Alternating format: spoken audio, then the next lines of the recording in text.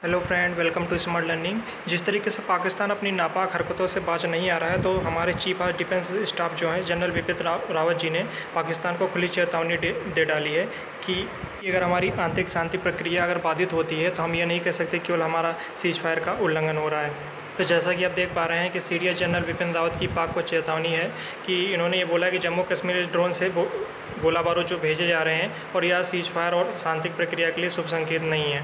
अच्छा, अगर हम आगे बात करते हैं, साथ में ये भी बोला है कि पहाड़ों पर नहीं लड़ सकते चीनी सैनिक।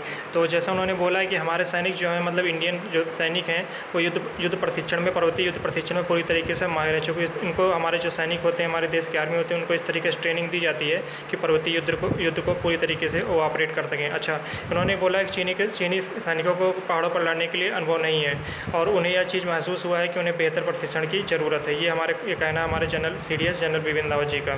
तो जैसा आप देख पा रहे हैं कि हमारे जो सीडीएस बिपिन रावत जी ने इन्होंने इशारों में पाकिस्तान को खुली चेतावनी भी दे डाली है। अच्छा, ये बयान जो हमारे सीडीएस जी का जारी हुआ है, जो ये बयान सीडीएस जी ने बोला है, ये बयान तब आया चूँकि अभी आप देख पा रहे होंगे रिसेंटली न्यूज़ में कहीं ना कहीं आपने देखा होगा कि जो हमारे पाकिस्तान के पीएम हैं इमरान खान, इन्होंने बोला था कि अगर हमारा जो कश्मीर का मुद्दा है, कश्मीर का इशू अगर रिजॉल्व हो जाए तो हमें किसी तरीके के न्यूक्लियर पावर या न्यूक्लियर परमाणु की आवश्यकता नहीं होगी। तो इस तरीके की बयानबाजी के बाद जो हमारे सीडीएस जनरल बिपिन रावत जी का भी बयान जारी हुआ है।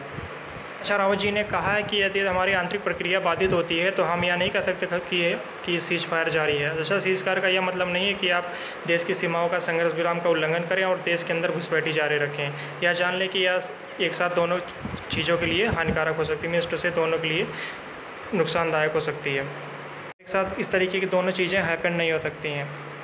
अच्छा, साथ ही साथ हमारे जो सीडीएस जी ने इन्होंने थिएटर कमांड के गठन की प्रक्रिया के बारे में भी बोला है। इन्होंने कहा कि जो थिएटर कमांड के गठन की प्रक्रिया है वो सही रास्ते पर है।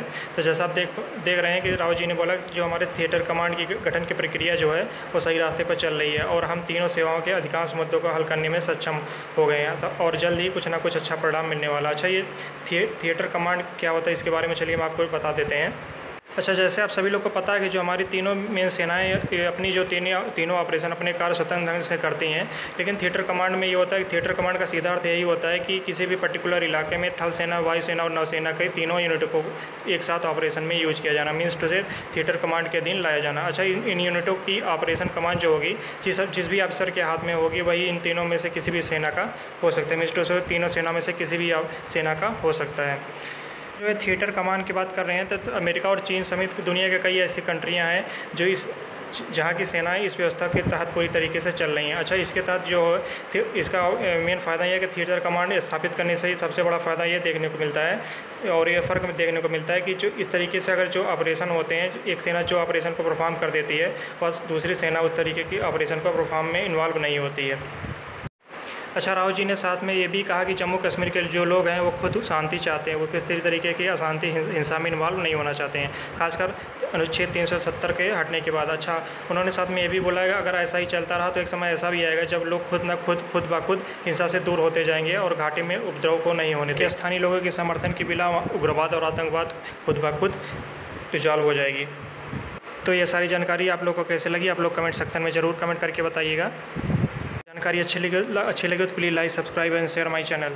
Thanks for watching, thanks for listening, God bless you all. जय हिंद।